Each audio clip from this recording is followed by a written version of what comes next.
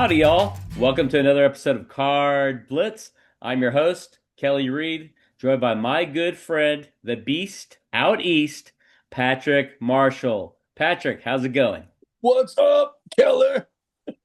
Well, hey, it's another Friday, and we're recording another episode. All is good in the world. You've got some March Madness being continued, but also Yeah, you've got a little bit of baseball going on. yeah. So, what are your views on baseball so far, Kelly? I mean, how things? I mean, it's kind of crazy. Dodgers are 3-0. Our Yankees are 3-0. So, Well, if we're in, for as I say, for that DeLorean going back in time, man. But I'm surprised at the hot streaks of some of the teams, some of the players, and we'll see how that impacts obviously these card prices moving forward. yeah, And yeah. that's probably an idea for an episode in the future is like, hey, hot starts impacting the card Yeah, market, it's right? exciting though. Baseball has started, so Definitely, man. pretty awesome. And Well, you want to get into the birthday kids? Because yeah, we always start off with, absolutely. man. So today, born exactly 44 years ago today, is this man who was elected to the Pro Hall of Fame in 2025, Mr. Jared Allen. Oh, how about Who's a that? beast. This is a 2013 Topps Legends in the Making. Very sweet card. I mean, it reminds me of some of the older basketball cards I bought, like good stock, but super cool, man. And Jaron Allen, is born in Dallas, Texas. I mean, I think most people remember him on the Vikings. That's why I pulled this card. Played from 2008 to 2013 on All Pro many times. But overall in his career, five-time Pro Bowler, four-time All Pro, 136 career sacks, which I mean, he was putting him in the top two or three of the league. I mean, he was pretty amazing guy. But the most amazing thing about him, which I thought was pretty cool, is this is not a small man. This guy is 6'6", 255, and he ran a 4.740. And he went to Idaho State. Always wore a cowboy hat on the sidelines. Big country man, big country boy. But dude, if that guy who's 6'6", 255 is chasing you down, running a 4.7, you're gonna get sacked. So I mean, it's pretty crazy. So happy birthday, Mr. Jared Allen, turning 44 today. Pretty Man, cool. I wonder if I know towards the end of his career he went to the Chiefs, but you Do you know, know? I Yeah. think he had a stint though with like the WWE or WWF towards the end of his career. Yeah. Do you know the last team he played for? No idea, The man. 2015 Carolina Panthers. Pretty You cool. definitely know that, Patrick. Yeah. I had no idea, man. But you're correct. He did something where he was part of the WWE as a publicity stunt of some sort. I Yeah. remember that, man. I Yeah. just And vaguely he's remember perfect that back for in it. I the mean, day. his mindset and his personality is great. I mean, he can totally pull that off. So Dude, that's awesome, man. pretty cool.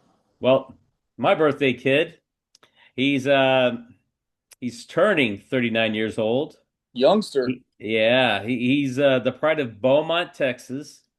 He came up with the Reds. Then after about 8 years, he bounced around to like the Mets, Indians, Phillies, Mariners, Yankees. He bounced around a lot after his first 8 years, but he did play some MLB ball for quite a while. Uh, Three-time All-Star, two-time Silver Slugger. Nice. Probably best known for Clinchmas. You remember that term, Clinchmas? No, I don't.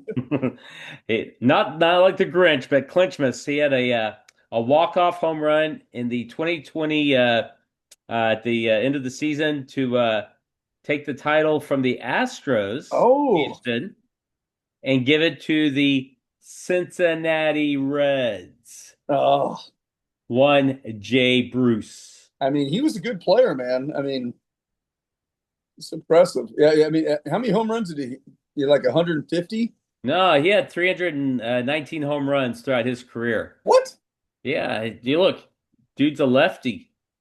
Dude, I had no idea. I thought he was like, okay, I'm impressed. Yeah. Wow. Jay Bruce Almighty here with his 2005 Topps rookie card, man. 300 home runs. I mean, that's not shabby at all. I mean, that's good. 300 plus? No, of course not, man. Wow. Now, do you believe in irony? Here's the ironic thing. He's retired. He has a company. They make duck whistles for those that are out hunting ducks. Nice. But even more ironic From Beaumont, doesn't surprise me. Okay. for Mr. Jay Bruce, who lives in the Beaumont area now. He also works as a special advisor to the Houston Astros. Oh, there's an irony. Full circle. He helps out on the minor league side of things, but Jay Bruce, man, never ceasing to amaze us. Happy birthday on your 39th birthday. And definitely, you and Jared, y'all want to jump on, talk cards with Patrick and I? Give us a shout, man. We'd love to talk cards He's with a you. youngster. Nice. These young bucks, man. I Well, know. let's get to a little 39 show and and tell, 44, man. dude. I'm excited. Show and tell. What you got, man? Okay. So you know how I love the vintage cards with the new players and the inserts that Topps has done over the years. I love this card because this is my heyday of collecting. 2020 Topps, 1985 insert of Ichiro Suzuki. Super cool. I would have loved to pull this card 85, but he wasn't playing. So, but pretty cool. I mean, super nice. I found this in my like commons of all-star player cards, and I had to show it. I think it's really cool. Crisp, nice corners. I mean, I'd get this thing graded. People are like, why would you get that graded? Because it means something to me. It's a nostalgia grade. Ichiro for one is special. It's But PC, also that, man. but also the Yes. 85 Topps design, which you love, right? It's awesome. Yeah, I mean that's my wheelhouse. So I love that. Well, I'm going retro too with one of my show and tells. And it's funny how similarly we think. Yeah, Crack yeah. you because you talk about retro design. I'm looking at 2024, I believe, Topps. Ooh, nice. Another red and another retro card design. Ken That Griffey Jr. Back in the nice. day, the kid. That's cool. I like that card, dude. See, I've never even seen that card before. Yeah, man. 1989 Topps design. That is cool. I mean, Now, there's so many cards 1989 out, Topps, you can get the whole set probably for like $7. guys. There's so many But cards out still, there we never even seen before, and we pull them out on here, and I'm like, wow. yeah, no, it's a cool looking card. Yeah, And I like it that. kind of takes me back, but yeah, it's nice. Yeah. Alrighty, you want to see my show and tell part two? Yes. Yeah. Let's check it out, man. All right. Now, this player had, to me, is significant. Showed this card off on a another YouTuber's channel, John over at Nerding Out with Cards. It's a recent acquisition, but it's one that influenced me from Ray from Philly. Oh And yeah, Ray from yeah, Philly. What's well, up, Ray? yeah, hey Ray. Ray had a video about should this guy be in the Hall of Fame in Cooperstown, and it's a rookie Oh, card. look at that, Kelly. Kurt Flood, man. Nice. Yep. Now, John says that he's a complicated man and he's more than just this whole free agency thing. So I really want to learn more about Kurt Flood, but it's like, hey, I know that for me, the impact in baseball, and he's a prominent figure for that impact. I needed to get a card to represent him in my collection. Is that a 58? Yes, Yeah, 58. cool, man. Nice green, and yeah, a You little know, the green action. pops on that. It looks really good. Thank you. Yeah. Yeah. So, like I said, I wanted to get something meaningful for my collection of Kurt Flood, and I was like, I got to go with the rookie. Wow, that's great. That's pretty cool, man. Definitely. Do you got any other show and tells hiding down there? I'm saving something for next week. Not nothing this week, but I wanted to get, you know, carry on from our vintage discussions with new cards that are inserts from the past couple weeks. So Well, that and you had that recent Topps Heritage run where you're probably still organizing those cards and I figuring out am. what you have and I've don't got a have. couple to share. I've got a couple to share from that. Absolutely, man. Yeah, those are cool. Well, sweet. Well, we'll do that in a later episode, but for right now, it's getting to be about that time. We have to invite a special guest on our show. and that'd be none other than the Texas Snowman, Oh man. Jeremy Donson of Collector Investor Auctions. So let's go visit Jeremy. Be right back. Investor Auctions. Jeremy, how's it going? Doing good. Thanks for having me, man. Appreciate being here. Yeah. Definitely, definitely. Well, why don't we just get into it, man? What our viewers might not be familiar with you, so tell us a little bit about your origin story and like your collecting background, so that they can get familiar with you and your hobby history. I just got into cards because I remember opening wax with my dad in '91, and we pulled this Nolan Ryan, and I remember him saying, "Keep that nice; it'll be worth something someday." And today it's 10 cents, but it meant something to me my whole childhood. You know what I mean? And so I cherished that card. I kept it super nice. I'd look at it, and it truly is one of my favorite cards to this day. And they just kind of got me hooked, you know what I mean? And went to Kenny Rogers' perfect game in the '90s when he was with the Rangers, Oh and yeah. just kind of fell in love with the hobby. And I got out of it for a long time, and just suddenly I just got a wild hair, and I was like, I'm going to start buying collections when I was an adult. And so I did, and I quickly realized, I was like, well, if I keep everything, I'm kind of done buying because this is expensive. The stuff I want's expensive. So I started selling stuff and bought more, selling more, and I was like, it just became a thing. So yeah, and here we are today with CIA auctions and Texas Snowman and Chris Sewell and our podcast, and just a lot of things going. So, how long of a gap was there? Was it like your high school and college years, or was it like, hey, you're, go through like 2 decades worth? How long was that gap you're talking about? So I collected from '91 to 2001, and then I stopped collecting for about, let's see, probably about 10 years. I didn't touch cards. So crazy story. There's a history why I stopped. So in 2001, our house burned to the ground, lost everything. Oh, So whoa. my collection was part of that and burned up my collection. So sadly, I don't have that Nolan Ryan today. You know what I mean? Oh, But to this day, I love that card. So that just kind of killed it for me. I was like, I don't really want to do cards for a while. So it was about 10 years before I finally was like ready to do cards again. So yeah. But in hindsight, the collection wasn't really worth anything monetarily, but it meant something to me. You know what I mean? Like it meant something to me. Sentimentally, yeah. I'm sure. And if you see that Ryan card when you're out and about at a card show, you're like, days of yore, right? You're like, miss those days. I do. We can tell you that card's doubled in value since you got it. It's 5 cents a set. You're done well. Thank you, thank you. You got to work at percentages. So, like, when did you get involved in like buying collections from people? I mean, is that something that transpired from getting back in the hobby, obviously, and then Mm. Yeah, 2011-ish was when I started buying collections. Yeah, 2011, right around okay, there. Mm. little bit Yeah. of little dip in the market, and you saw an opportunity, or you just getting back into collecting? No, honestly, I that's just when I decided to get back in the hobby. Okay, I cool. literally just got a wild hair one day, and I was like, you know what? Cards are cool. I think I want to get back into it, and I just looked on, I think it was Craigslist, if I remember, and saw a deal, and it was 1953 Bowman partial set, and I was like, oh, I'll buy that. That looks cool, and I bought it. You know what I mean? So it was literally completely random. Like it was just like I got a thought of trying to do it, and I was like, sure, and I bought it, and kept some, sold some, kept some, sold some, and just keep doing that over the course of 15 plus years, and Yeah, it's yeah, pretty no, fun.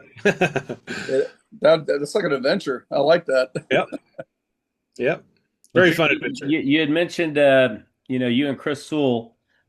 Like, how'd y'all even connect? And like, I'm just curious that story. Can you share with us and our viewers the history between you two? Yeah, Chris went to this website, howtobuycards.com, and I was the spokesman. No, I'm just kidding. No, so when Chris and I met, he was definitely the expert of the partnership. I was brand spanking new. I knew very little. I knew how to find deals. I enjoyed it. but I didn't really know a lot about card buying and selling.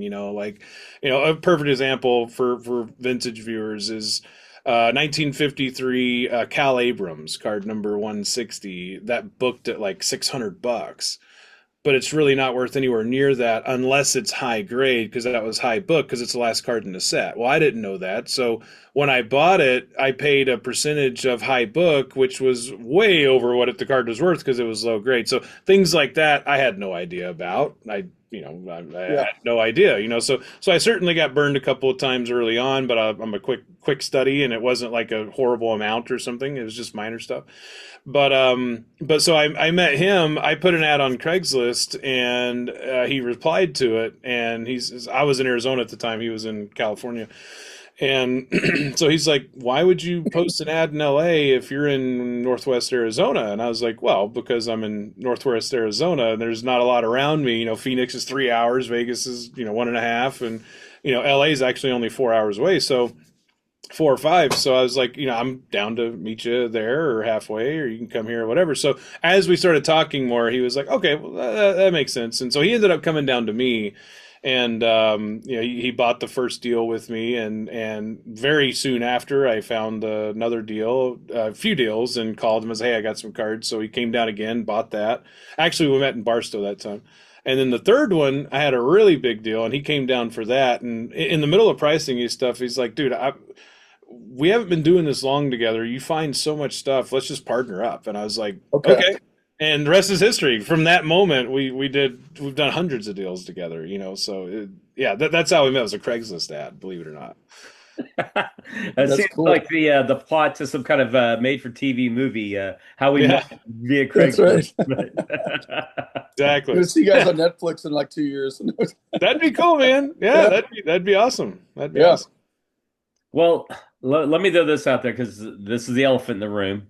You Hmm. go from like collector, kind of partnering up, with Chris and doing the whole buying collections thing. What made you take the leap of faith to go from like, hey, part-time like flipper guy to I'm getting into the industry. I'm gonna start this auction house and end up where you are today. How, like what got into you and what made you make that decision? Well, I'm also a professional drummer, and I had my drumming career. I I up like until that. recently. What's that? I like that. I had a 7-piece Yamaha back in the day, man. Oh, nice. Yeah, Yeah. yeah, yeah. Stage custom or Seventh, eighth grade, man. It was awesome, dude. nice. Very cool. Very cool. So I largely did drumming in my music career. I taught drum lessons, high schools, and I was tied in with Carnegie Hall and Royal Conservatory of Music. Oh So wow. I really enjoyed it, and I actually had a pretty good music career. And I always did cards too, though. You know what I mean? Like I always did both. And over time, it started going from like, music cards to music cards, music cards, music cards, just kind of eventually caught up. And truly, I should have retired music wise years ago. I didn't because I loved it. You know what I mean? Like I truly loved teaching. And to this day, I would enjoy it. But when I retired recently, by the way, I retired January of this year, 2026. And what really made me do, I'm kind of skipping around, sorry, but I did that because I was on Christmas break out of town, and I was just like, oh man, it's so nice. I don't have to teach because I got so many things going on right now. And I was like, I realized I was like, it'd be different if when I went to go teach, it was like getting away from everything for a while and just relaxing. Instead, it was more like it was almost like a burden, if you will, because I just did not have time to teach my students. You know what I mean? So that was kind of the factor that was like, okay, I'm going to fully retire now. So that's what made me do that. But backtracking, I never had any plan to be a. Oh, sorry, I got to backtrack one more time. What I was saying, I forgot to finish. My YouTube channel for my music school, E7 Music School is the name of the channel, was bigger than Chris's for a long time. Long Oh, time. cool. Long time, yeah. And he fairly recently caught up to me, but I gave him so much crap over that. It was funny, man. I was like, hey man, whose channel's big? Oh, that's right. I don't even make videos anymore. It was hilarious. Chris and I have, fun banter back and forth. But anyways, so I don't know, one day, probably 3.5 years ago, I just got this idea and I called Chris and I'm like, hey bro, so we get so much inventory. Why don't we just start an auction house? You have an amazing following that watches your channel, just great collectors and dealers and investors, and let's just start an auction house. And he's like, great, let's do it. And then we didn't do anything for like a year and a half. Just nothing. It's like, great idea. Hey, thanks, Chris. I appreciate that, right? You get Yeah, together yeah. for dinner. Great idea. Great idea. Yeah, Yes. it's such a good idea. Moving Yeah. on, like that's how it was. So one day I just woke up and honestly, man, like I really felt the Lord just leading me to do it. Just being honest, right? I just really felt led. I was like, it's time to start it. And the name came like immediately: Collector, Investor, Auction, CIA. We're gonna come out with the CIA Vault sometime, hopefully soonish. So it just came to me and I was like, okay. And then things just started, falling into place, and worked on it for 10 months ish, 10 or 11 months building it, and then launched in June 2024. So I had no idea how to run an auction house. I had never run an auction house. I didn't know the first thing about it. I mean, in general, obviously the basics of things, but I never ran an auction. I didn't know all the back end stuff. I didn't know how to do all this stuff, so it was a massive, massive learning curve for me, but I really picked it up. I aggressively learned, if that makes sense. And I was like, my whole thing was you only get one chance at a first impression. And I would rather take a year and a half to do it if I have to make sure everything is right. And I'm not going to come out and just fall on my face when I do it. You know what I mean? So we did a bunch of beta testing. I have quickly studied up on stuff and I was like, okay, this is what I need to do.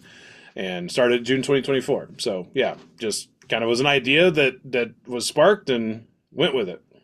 Yeah, I like that, man. So it's like on that, the collections that you picked up over time, were some of that stuff graded, or was that a process as well for you?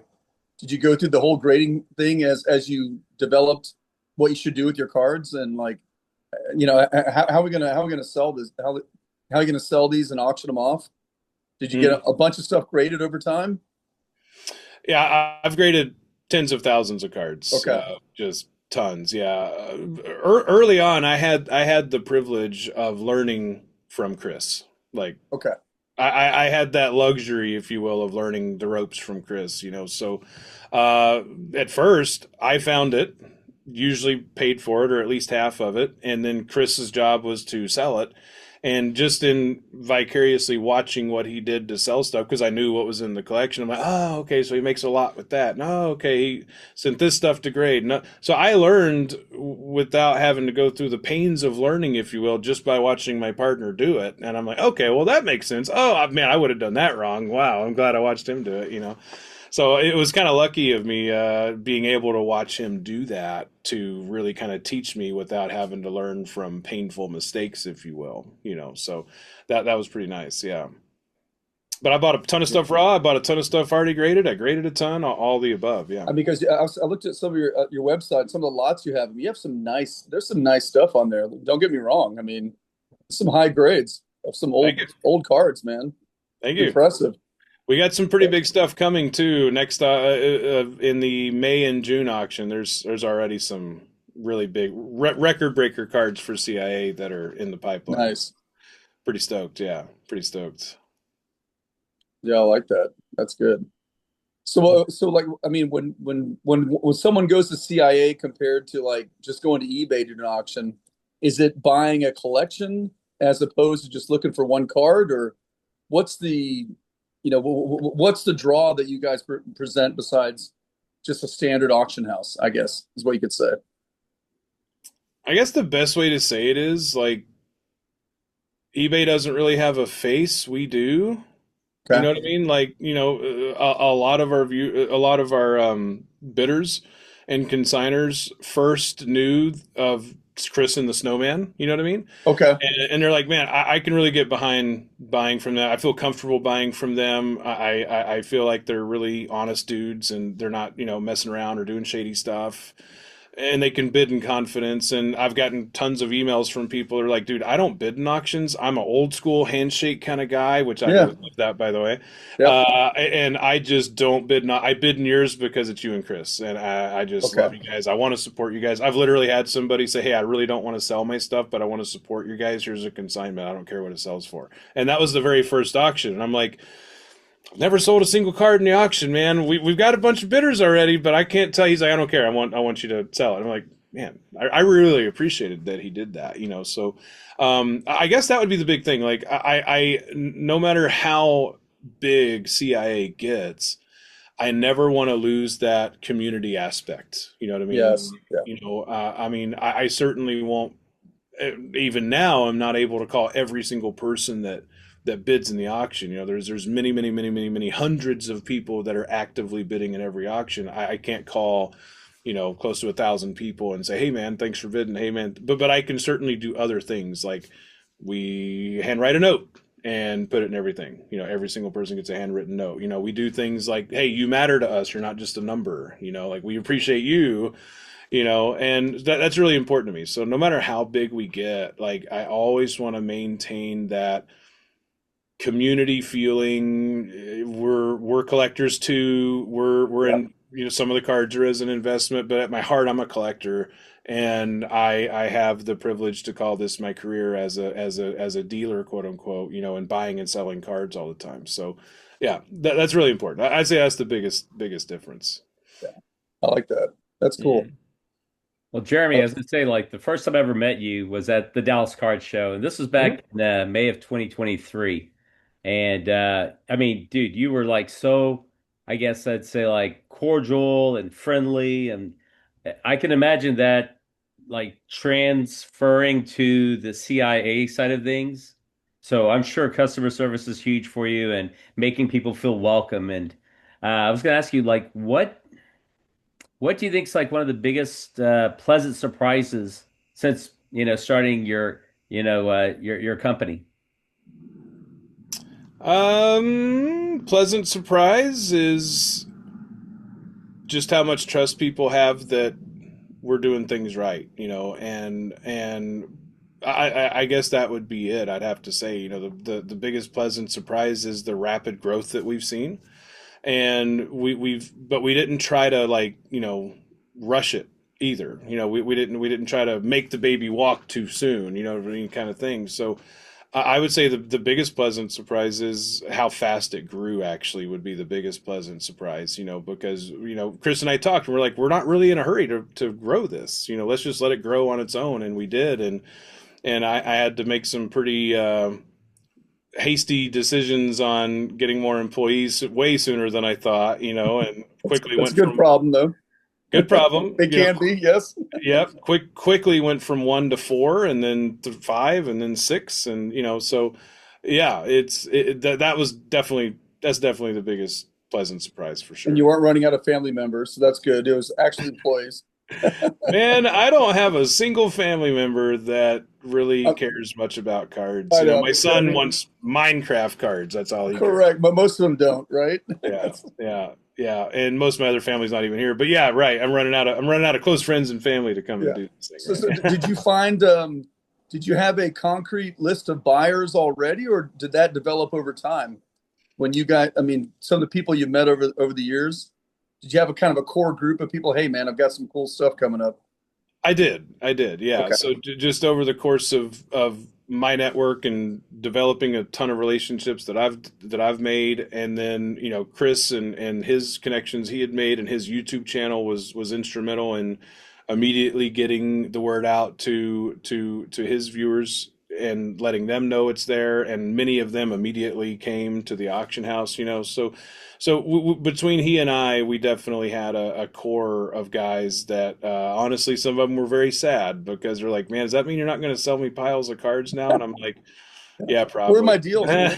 You know, but I was like, hey, you can go and bid, you know, go and Yeah, bid. that's right. Yeah, yeah, yeah. You always told me I'd grow up one day. Here it is. Right, right. No, but they truly were like happy for me and like rooting me on, but internally they were like, dang it. Yeah. I got a bid on it now. You know what I mean? So that was a transition for them for sure. And then there's times I'll sell a direct sale or something, but Okay, yeah, yeah. the majority of stuff goes in the auction. Yeah. That's cool. Well, Jeremy, I Yeah. wanted to ask, based on like what you see in the industry right now, are there any trends that you're noticing within even like your segment of that with auctions? Trend as to what? Just anything, man. Like, you're seeing like there's a, you know, it's got to be like this whole like eye appeal movement, or hey, Mm. folks are trying to like compete with like PSA registry stuff, or hey, low end is still affordable and something that the average Joe is still trying to go for to complete sets. Like what are you seeing out there? Because your perspective will be very different from like Patrick's and I. Well, we're just collectors. Mhm. Yeah, the biggest trend I have seen has been the pure insanity of the power of a PSA 10 or a 10 period, any 10. I mean, it's just absolutely nuts. Like Chris and I just talked about in our podcast, and because he made a video on it that I actually watched. If you watch your podcast, you'll know like I actually don't watch most of his videos, just because I'm so busy. I don't really have a lot of time to, you know what I mean? But I actually watched this one, and he was like shocked on the podcast. He's like, "Oh my gosh, you've watched it?" I'm like, "Yeah, I watched it." Nice. But anyway, but what his video talked about and what we talked about on the podcast was, he put up some really good examples, like a 90 Fleer Jordan. There's a bazillion of that card, I Yeah. mean, just bazillion of them, and a PSA 9 sold for around $50, and a Beckett. I think it was a Beckett gold diamond 10 sold for 3 grand. So it's like $50, 3 grand. Okay, well, even if a PSA 10's, less than 3 grand, that's still insane that that's the case. Take the Yeah. Griffey Upper Deck. It's like 5 grand for a 10 versus, a few $100 for a 9, but they look identically the same. It's because this number says that, and they look identically the same. The two examples he Right, gave, right. Yeah, yeah. 10, this grader felt like that was a 10, this one felt like it was a 9, but they could have flipped and nobody would have ever known that they were different because they looked exactly the same. So I would say that's the biggest thing is there's just it's gotten pretty insane what price difference there is, and not so much in looking at the card as much. They call That, that that's that's the amazing. 10 tax, right? The 10 Yeah, yeah, tax. it's Doesn't matter, like definitely. you said, which grading company. The grading company gave it a 10, therefore it's a premium. You got to pay up. Does that influence a lot of the, I guess, like the bidding in your auctions? Obviously, those 10s, those higher graded vintage cards, even. I don't know if that translates even to like modern or ultra modern. Do Mhm. you see things like that in your sphere? Yeah, I do, and even raw, because the thing one of this isn't necessarily new, quote unquote, but it's definitely gotten a lot more identifiable. And what that is, you know raw generally would be worth about a PSA 8, roughly an 8 of whatever grading company is worth about the same as an 8 for a long time, and sometimes that is still the case, but now I see raw cards commonly selling for a PSA 9 price or higher even. That is not uncommon that I see those type of sales in CIA or outside of CIA anywhere. Period. You look on a card ladder or VCP or whatever, like it's there, and there's a lot of data to support that. But that didn't used to be the case. Like if it was a raw card, it's not very common to see that sell for a 9. And it's just become way more noticeable, and it's made that paired with the cost of grading, and when it comes to ultra modern stuff, that paired with the cost of grading, plus by the time I get this back, will this guy even be hot anymore? Right.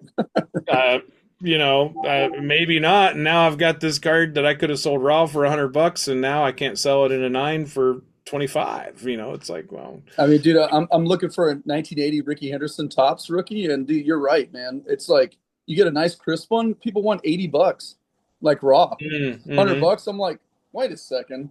I Well, mean, they're that's look yeah, right. Well, they're looking at it like, man, if this gets a 9, oh, I'm gonna be skipping to the bank. If it gets a 10, oh my gosh, that's 5 figure, whatever. So, I get it, you know what I mean, Yeah. but it's certainly gone overboard. And I've gotten really great feedback too from some of our bidders. Like we really want to.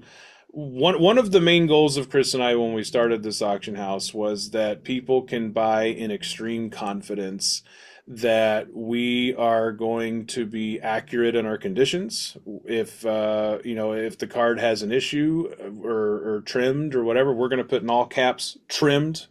Like we want that to be very clear. This card is trimmed, Yeah. and God forbid if we miss something, we're going to overwhelmingly well above and beyond make that right if we ever did miss something. And man, we are so sorry that doesn't happen. Like we take this very seriously. Like here, we're going to make this like make stupidly give you, make it right kind of a thing. You know what I mean? But you're Because instilling consumer confidence in your Yeah. company and you all at that point. You're like, look, hey, we're mm, going to do it to make sure that you're happy and you're content and spreading good news about us versus bad news.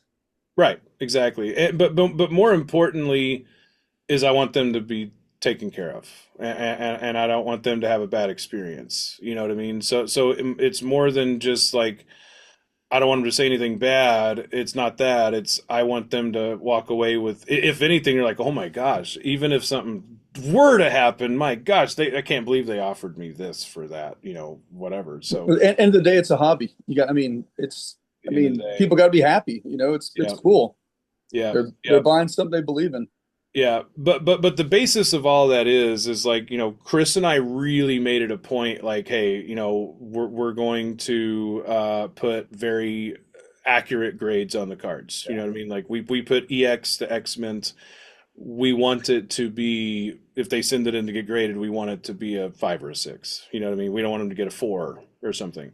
Hey, hope you get a higher one. And I've gotten people email me say, hey, you put VG, it actually got a 4.5. Like, dude, fantastic, right? And I've had one say, hey, you put near mint, but I got a 6. Okay, hey, we all know the grading companies are not perfect, but that was that I stand behind the near mint because look at it, it was beautiful. Yeah. Send it in 3 more times, maybe it'll get 3 different grades the next 3 times. Who knows? But the point is like we want to be accurate. If a card is short or trimmed, we want to put trimmed or mini sized or whatever. If a card is scratched, we want to take a picture of the side of the thing so they can see the scratches in the card. If the slab is scratched, we want to show this slab scratched.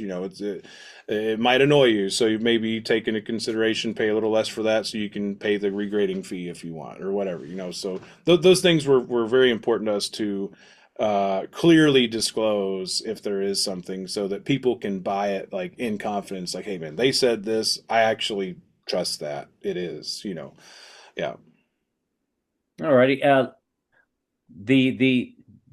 we're starting to run low on time here, I wanted to ask you, and it's a tough question here. Um, the shill bidding thing, and you're running an auction house. eBay's had their headaches, and other auction houses have.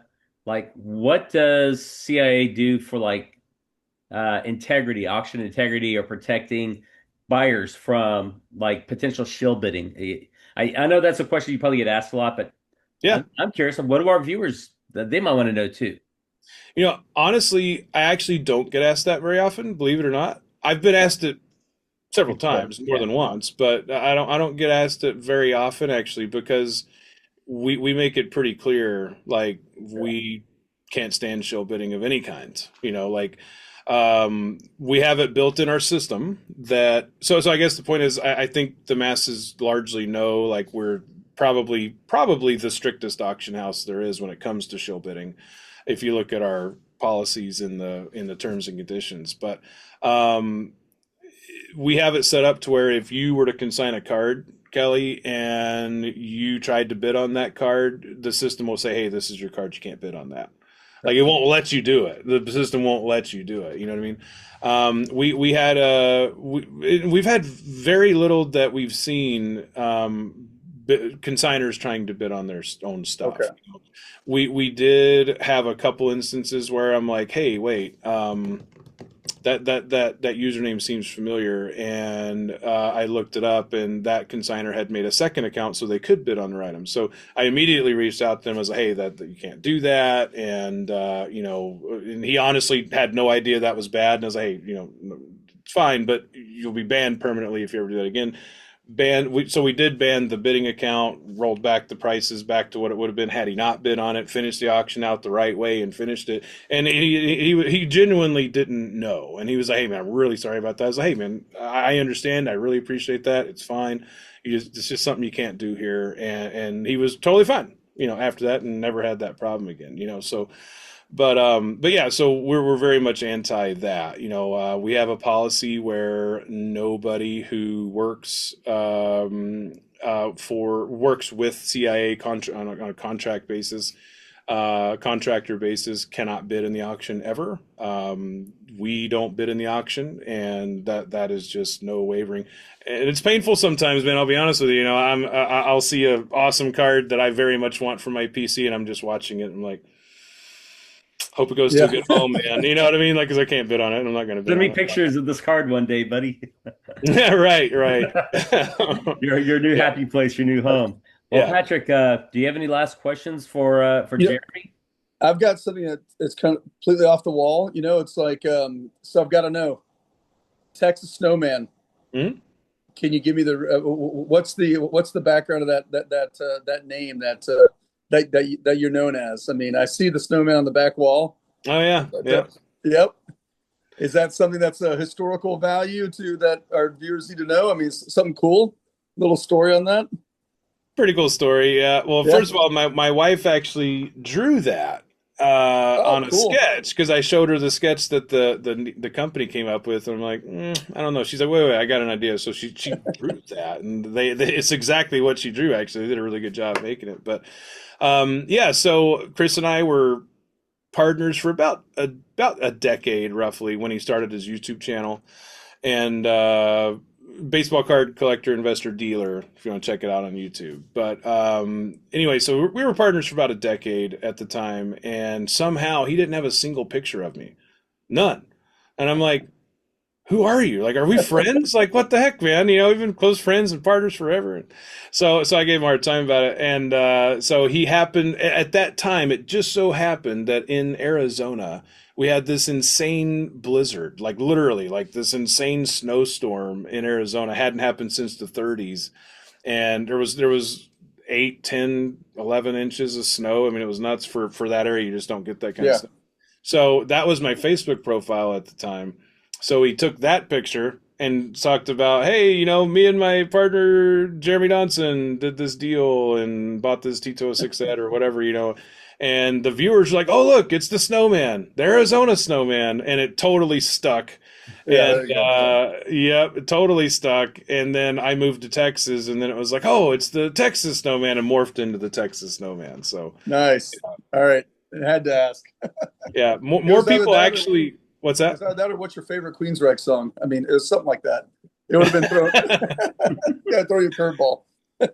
Right. Yeah. Most people actually don't know my real name, but they know the Texas Snowman. Okay. Yeah. Cool. That's fine. I like that. You walk into a card show and they're like, hey, Texas Snowman's here, guys. Yeah. Let's get it going. Yeah, let's go. Yeah. One of my favorites is I'll hear somebody suddenly go like, brr, when I walk by, and I'm like, it's not even. Nice. Oh, I get it. Okay, and then they start talking to me or whatever, But yeah, that's good. Well, Jeremy, man, it's been a blast. Really appreciate you taking a few minutes out of your night to come and hang out with us, talk to us. But if you're up for it, man, I'd love to do this again. Chat, talk cards, talk the hobby with you. In the near future. Happy to, man. Thanks for having me on, guys. Appreciate it. Yeah, cool, man. It's been great. And for our viewers, we'll put all the contact information for collector investor auctions, and we'll get some other cool social media info, and we'll get that for this YouTube episode as well. Awesome. Cool. Thanks again, guys. Appreciate it. Jeremy, thanks, bud. Appreciate it. At the start of this episode, you had mentioned something about opening day in baseball. This totally relates to opening day and baseball. Okay, cool. Smart. All right. Which team is the operative word, the key word. Which team has hit the most home runs in the history of MLB on opening day? Which baseball team, MLB franchise, has hit the most home runs ever on opening day in baseball? Wow. I have a guess already. You got to guess. Do you want to guess or you may throw out your options? You can throw my options out, but I think it's the Dodgers. But go ahead. All right. Option A. Guess A is Yankees. Guess B are the Athletics, aka the A's. Yep. C would be your Dodgers, and D would be your Giants. Ooh. So Yankees, A's, Dodgers, Giants. Which team, MLB team, has the most home runs on opening day in baseball history, in MLB history? Ooh. A part of me wanted to say the A's, but I think the Dodgers get a lot of airtime in the recent years, so they have more opportunity to play on opening day. But I think opening day could translate to both days of baseball. The opening game, I mean, the it's opening game of that team. opening day is just the first day of baseball, right? Yeah, I'm thinking through to intense. I'm gonna go the Dodgers. I'm gonna stick with the. I'm gonna see. I'm gonna go with the Dodgers. You're sticking with the Dodgers, and that's Yep. your final answer. Yep. If you said the Dodgers, you and 47.3% of all of America are right. It is the Dodgers. Yay! Do you know how many? Um, I'm gonna go with 36. That would be a record to see at all time if you had 36 home runs in one game. uh, eight. No, They hit 8 home runs in one game, oh, I thought opening in game. one game. I thought you meant like all time. No, no, Oh, okay. of I opening day. got you. Sorry. All right. Misunderstood. 2019 apparently was the year that they hit 8 home runs in one game. What, Eric Karros hit like three of them? I mean, like what? Wow. It's impressive. Mookie Betts hit two more. Yeah, and they had Freddie Freeman Uh, before right after he left the oh, Braves. Sean Green hit three. I mean, why not? That's hilarious. And they brought back Adrian Beltre for one game, right? Yeah, right, right. But Well, he wasn't 2019. No, he was way before that, though. So I know that. oh yeah, no, he brought him back for one day, one game. Yeah, right, right, right, right. Well, man, this episode's been a blast. Talking with Jeremy, hanging out, and certainly enjoy doing these episodes with you. And appreciate the Card Blitz viewers for watching and commenting. Any parting words before we call it a wrap? Man, guys, it's the second week of the season in the Major League Baseball. Let's go. Let's go. It's baseball season, man. You guys stay active. It's fun. Well, may the fantasy baseball gods be on your side, and card collectors, keep card collecting, and Card Blitz fans and viewers, we certainly appreciate you Yeah. speaking as an issue tonight. But definitely appreciate you guys, and we'll catch y'all on the next one. All right, Kelly. See you guys. Bye.